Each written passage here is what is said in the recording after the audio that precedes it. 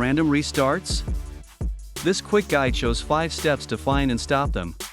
Step 1. Open the console app and look for kernel panic timestamps.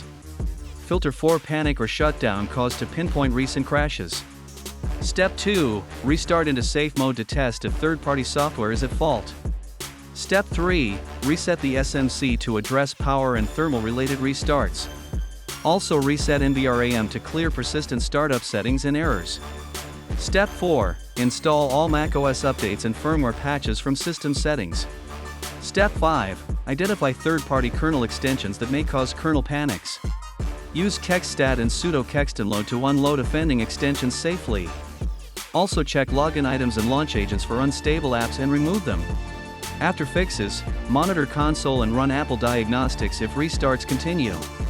If problems persist, contact Apple support or your IT provider for deeper help.